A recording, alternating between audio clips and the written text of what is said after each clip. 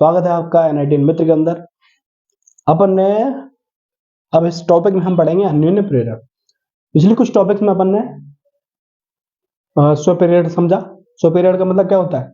जब किसी कुंडली में खुद में ही धारा परिवर्तन करने से प्रेरित धारा पैदा हो जाए उसको बोलेंगे स्वप्रेरण।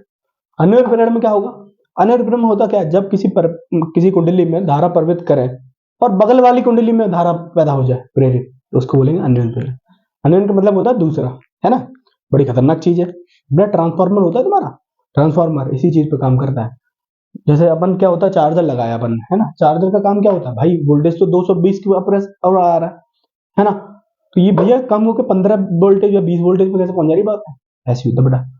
तो होता क्या, अन्योन्य प्रेरण क्या काम करता है कि धारा में वेरिएबल तो लाएगा, प्रेरित धारा की वैल्यू सेम टू सेम हो जरूरी नहीं है, यानी वोल्टेज का वैल्यू सेम सेम हो जरूरी नहीं। तो होता क्या है कि वोल्टेज से एक हायर वोल्टेज को वो लोअर वोल्टेज पे ला देता है ना?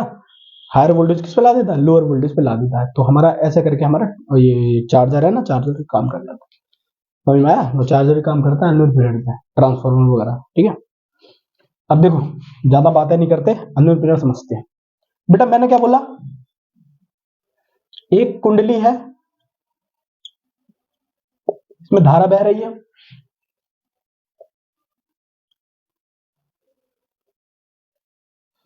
है ना? मैंने क्या किया, इस पे धारा आई बह रही है, I1।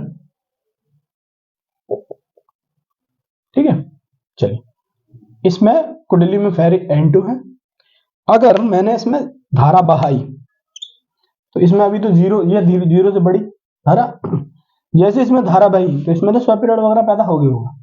इसमें भी क्या पैदा हो जाएगा? अन्योन्य प्रेरण हो जाएगा। इसमें भी अन्योन्य प्रेरण पैदा हो जाता है। तो इसमें मान लिया I2 धारा पैदा हो गई।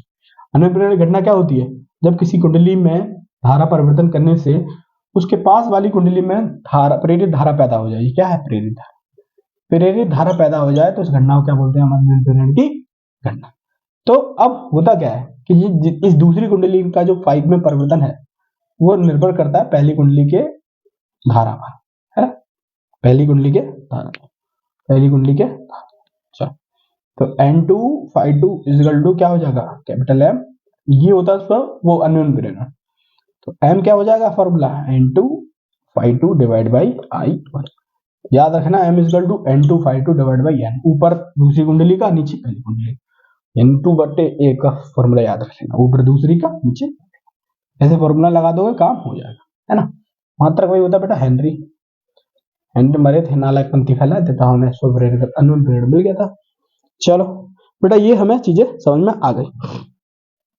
N2 है ना, ये हमारी चीजें समझ में आ गई। अब बेटा अन्योन्य प्रेरण के बाद इसमें एक फॉर्मूला भी होता है बेटा, जैसे E equal to L by dt होता है ना, ऐसे होता है, वो निकाल लेते हैं। तो E का फॉर्मूला क्या होता है? N फाइव बाई आई, नहीं, N D five by dt होता है ना? और यहाँ पे डिफरेंशियल करेंगे तो हमें आ जाएगी चीजें। करें इसको खोल करके देख लेते हैं। चलो लिख ही देता हूँ सूत्र। E इक्वल टू M में चल रहा ना, M D five by D T, E2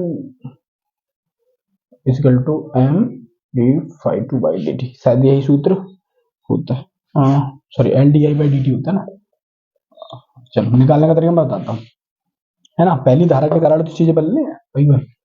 इसमें पर हो रही चेंज दूसरे में। तो it is equal to M D I by D I one by ten D T, ये फॉर्मूला हमें आ गया। तो हमें अन्योन्य प्रेरण भी समझ में आ गया। अन्योन्य का मतलब दूसरी कुंडली में परिवर्तन। अब देखो बेटा नॉर्मल भाषा में समझो ऐसे, मान लो ये धारा एक कुंडली है, इसके पास ये दूसरी बैठी है ना?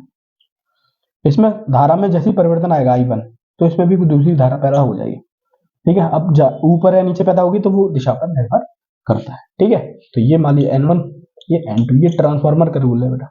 किसके बेटा? ट्रांसफार्मर के। आगे ये चीजें समझ में आ जाएगी, बट अभी तुम्हारे लिए जरूरी है सिर्फ M का फॉर्मूला। ठीक है, चलिए अन्योन्य प्रेरण हमारे समझ में हो गया। अब हमारा लास्ट टॉपिक है भंवर धारा, है वो मैं आपको सिखाता हूँ। चलिए मिलते हैं अगली वीडियो में। धन्यवाद।